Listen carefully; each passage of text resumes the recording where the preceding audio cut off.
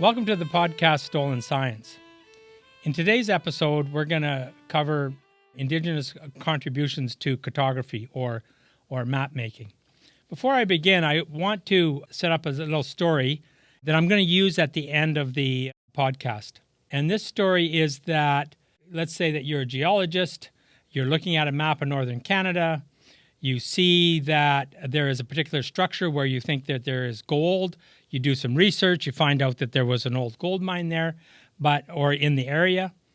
And so you travel north and you find a non-Indigenous family, a white family, living on the edge of a road. And you talk to them and you say, I'm looking for this particular area and I need to know, where this old mine is. And they agree to it. But they said it's 3 days travel by canoe, and they put you in the canoe and they supply you, they feed you, and they take you to this area and they show you where that old gold mine is. Then once you return, you go back down to a southern city and you make a claim for that, and it ends up being a very rich gold mine. But unfortunately, the area claimed spans over the same place where that family lived, and that family ends up having to move because the gold mine makes them move. And you end up becoming extremely rich, whereas that family receives nothing. So just remember that story. Now, in regards to Indigenous contributions to map making, I'm going to cover three different individuals in this episode. I'm going to cover Alexander Mackenzie, Peter Fidler, and David Thompson. They were all, in a sense, explorers for fur trading companies between about 1770s through to 1810. So let's take a look at Alexander Mackenzie first. Alexander Mackenzie was born on the Isle of Lewis in 1764 and went to North America with his father at a young age. He was educated in Montreal. He joined the fur trade at the age of 15. At the age of 19, Mackenzie was trusted with his own outfit and began his travels west. He would make two significant expeditions into the Northwest. The first expedition was to the Arctic Ocean from Fort Chipewyan in 1789 via what would become known as the Mackenzie River in the Yukon. The second was from Fort Chipewyan to the Pacific in 1793. Mackenzie's exploration highlight the importance of Indigenous contributions in the form of traditional knowledge when incursions were made into lands that were previously unknown to Europeans. The purpose of Mackenzie's exploration of the northwestern North America was to make significant discoveries in order to obtain favor from the British government to be awarded an exclusive trading charter, such as that was given to the Hudson's Bay Company in 1670. So let's understand this, that the trading monopoly that the Hudson's Bay Company had said that all waters, all lands, or where the waters run into Hudson's Bay would be their exclusive trading, and nobody else could trade in that area. And so, in a sense, the Hudson's Bay Company had a monopoly in and around Hudson's Bay. So what Mackenzie was trying to do was to skirt that, go into Western Canada, make discoveries, go back to the British government, and then get an exclusive trading license for that particular area. So that was his motivation. Mackenzie's crew on his descent along the Mackenzie River to the Arctic Sea consisted of 12 people. The group of voyageurs comprised 4 Canadians, 2 of whom were accompanied by their wives. We should take note here that women were of either mixed blood or First Nations background. Non-Indigenous women were not going into the interior at this point. There were also 5 Dene, 2 of whom were women. So we have the voyageurs' wives, and I don't like this term voyageur because I believe that a lot of these people that were termed voyageurs were actually people of mixed ancestry from the Great Lakes region. They weren't necessarily French-Canadian, and that's why I have some issues with the whole voyageur celebration thing as being something that's specifically French-Canadian. I think at an early point that these were probably people of mixed ancestry from the Great Lakes region. The Dene consisted of their leader, who was called the English chief, and his 2 wives. The English chief had been a follower of Matanabe and had been with Hearn on his trip to the Arctic Sea. So we remember in a previous episode, Hearne makes it to the Arctic Sea. Those Dene, the English chief was one of those Dene that had actually went with him to the Arctic Ocean. He had become known as the English chief because of his frequent trips to Fort Churchill to trade. The other two Dene men, who were followers of the English chief, were hired to interpret and hunt for the expedition. Now, the reason that I bring this up, that he's with Hearne and then he ends up with Mackenzie, this is important because this is the beginning of a pattern. And as we go through these podcasts, we're going to see that a lot of these Indigenous guides not only work for one man of science exploring or collecting stuff, but it's so lucrative and the pay is so good that they get picked up for other expeditions. And so we're going to see some characters that simply go from one expedition to another expedition to another expedition because the pay is so good. Because you're getting paid, I would estimate, like through my research, that they're getting paid sometimes double of what a normal guide would get paid. So it becomes extremely lucrative to work for science, anything in the context of science. And it actually goes down from family to family. So in other words, that if a father works for a scientific expedition, then it's likely the sons and daughters will follow along and they'll work for one that's 10, 15, 20 years later, and maybe 4 or 5 others, as we will see. On his second expedition, Mackenzie took 9 men. He listed them as Alexander Mackenzie, Joseph Landry, Charles Doucet, Francis Beaulieu, Baptiste Bizon, Francois Courtois, and Jacques Beauchamp, and 2 First Nations men as interpreters and hunters. Of these men, Joseph Landry and Charles Doucet had been with Mackenzie on the first expedition. These were non-Indigenous men. Francois Beaulieu, who was of mixed ancestry, would become chief of the Yellowknives and would serve as a guide and interpreter for the first and second Franklin expeditions, which we are going to be talking about next week. So we're seeing this continuity that if you work for one expedition, that you tend to move on to work for other expeditions in the future. And that's important because over time, these Indigenous people, both First Nations and people of mixed ancestry, start to understand what these Europeans want, especially later on when we start talking about the collection of natural history or artifacts, is that these people come to understand. And by the time we get up to the 1830s, when a man of science is hiring Indigenous people, is often they're bringing him stuff before he even asks for it because they already know, and they know they'll get paid for it. At any rate, although women were not often mentioned in Mackenzie's narrative, we know that women's role in the preparation of food and the production of clothing was essential to the success of any expedition. For example, the production of footwear was essential to exploration. Without it, one simply did not travel. In regard to the production of footwear, Mackenzie states, "The men's 2 women were continually employed making shoes of moose skin, as a pair does not last us above 1 day." So you're talking about maybe 10 or 15 people in that group. You required 10 or 15 sets of moccasins a day, or you did not travel.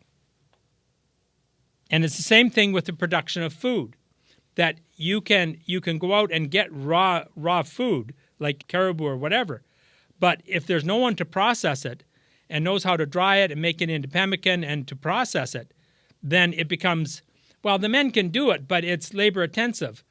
And so, the women are doing their part by making sure that that production of food is consistent and done on a daily basis.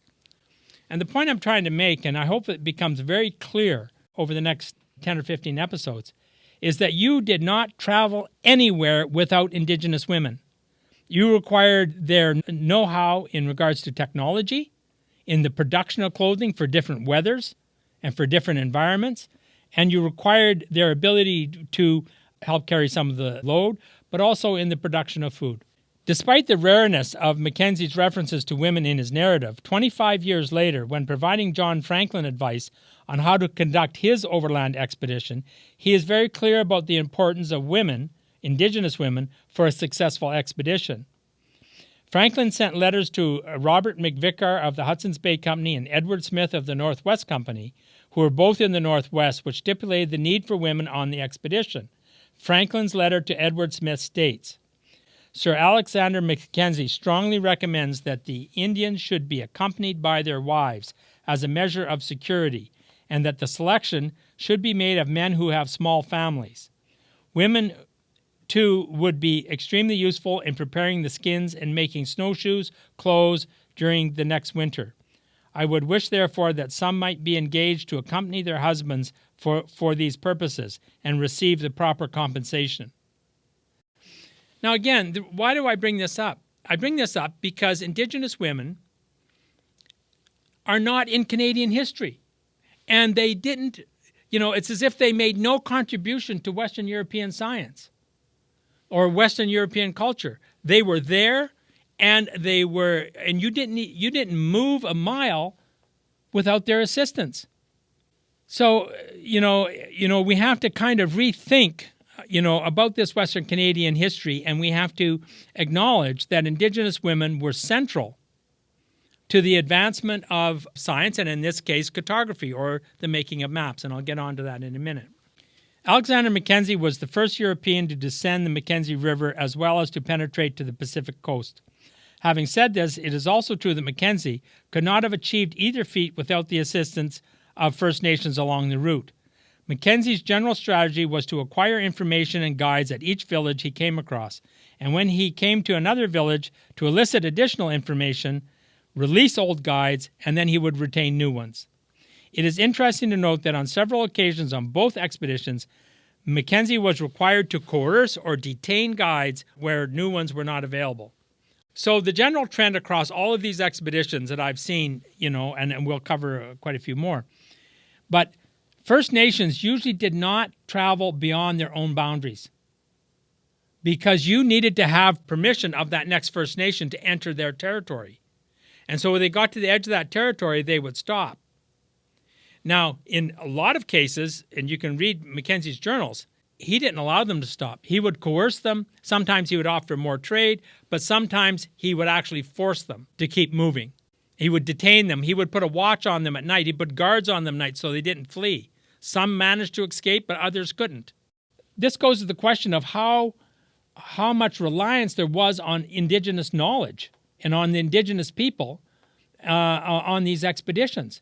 That not only did you require the clothing and the food that was provided by Indigenous people, but you required their knowledge to move. And if you lost a guide, you went nowhere. On his first trip to the Arctic Sea, Mackenzie relates numerous times in which he coerces First Nations to guide his expedition. In one particular incident, when the guide declined either to join the party or continue with them, Mackenzie reports, quote, "We, in a manner, compelled him to embark." 2 days later, Mackenzie reports of the same guide, "We are obliged to force our guide to embark. He wanted absolutely to return." And therefore, Mackenzie reports that he changed his conductor as the previous one had, quote, "become very troublesome, obliged to watch him night and day, except upon the water." On the second expedition of the Pacific, Mackenzie also coerces First Nations people to act as guides. Mackenzie reported, "I deem it altogether unnecessary to lose any more time at this place, and I informed the old man that he must accompany us for the purpose of introducing us to his friends and relations, and that if we met his son or brothers, I depend upon him to persuade them or some of their party to attend us as guides in our mediated expedition. He expressed his wishes to be excused from this service, and other circumstances we would not have insisted on it, but situations as it were, we could not yield to his request." The question you have to ask, is this getting to the point of kidnapping? Is it the point of, actually kidnapping so that you can further your own aims of exploration? So you are demanding the extraction of Indigenous knowledge, and if you don't get it, then you coerce or force. Mackenzie also took every opportunity on both expeditions to elicit information from Indigenous people. Mackenzie would acquire information by having Indigenous people draw maps for him. On his expedition to the Pacific, Mackenzie states, quote, "I desired him," that's an Indigenous person, "to describe the road to the other river by delineating it with a piece of coal on a strip of bark, which he accomplished by my satisfaction. On his expedition to the Arctic Ocean, Mackenzie states, quote, "I promised some beads to one of them if he would describe the country round upon the land. This he immediately undertook and performed. Without paying any regard to courses, he drew a very long point of land between the rivers running into the Great Lake. And when Mackenzie thought that individuals could provide valuable information, it was apparent he was willing to pay a significant price for it. Mackenzie states in regards to one particular informant, "In order to acquire the best information he could communicate, I assured him, if I found this account correct, that I would either return myself or send others to them with such articles as they appeared to want, particular arms and ammunition, with which they would be able to prevent their enemies from invading them." Mackenzie's success on his inland excursions was based on the ability to elicit traditional knowledge from Indigenous people, whether through coercion or payment. So, if we're looking at the general history of Western Canada, and as I say, as we go through these different expeditions, it's the same pattern. So then we have to ask about the question of discovery. What is discovery? Did Mackenzie discover? Or was he just taking Indigenous information and then translating it into a European scientific frame, and then benefiting from it without the acknowledgement of any of the Indigenous people involved? Okay, the next individual is Peter Fidler. Fidler was born in 1769 and was engaged by the Hudson's Bay Company in 1788, remaining an employee until his death in 1822. Fidler's contribution to the advancement of science cannot be fully understood without incorporating his family. He married a Cree woman named Mary in 1794. Mary would have provided her husband with the ability to complete his work as trader's surveyor. Mary would have been able to make and mend country clothes, as well as snare, trap, and fish. It is also likely that she provided interpretive services during the early part of Fidler's career. Peter Fidler and his wife Mary had 14 children, 11 of whom survived to adulthood. Fidler did his best to augment his children's education with scientific and literary skills necessary for work with the company. He also sent a few of his children back to England to be educated. While at Cumberland House in 1800, now Cumberland House is where the Pas, Manitoba is today. If you look on any kind of map, you can see that. Fidler perfected his technique for asking questions that provided geographically useful answers. Ruggles' 1991 also indicates that it was at this same location that Fidler persuaded some Indigenous people to sketch out maps for him on which he recorded the Indigenous toponymy. Additionally, Fidler used Blackfoot place names with English translations. Fidler used 9 Indigenous maps acquired over 2 years in conjunction with his own survey work to formulate the first substantial map of the Western Interior. So, 9 individual Indigenous maps, which he then sends to England. So significant were these discoveries that the HBC sent the maps on to the geographer and hydrographer Alexander Dalrymple at the British Admiralty and Joseph Banks, the then president of the Royal Society. These maps would remain the models for the Northern Grassland maps for many years and would have been used by the company as well as expeditions in the later 19th century. Now, the problem was that Fidler sent them back, and often he would have these maps, and they would have all the Indigenous names of rivers and lakes.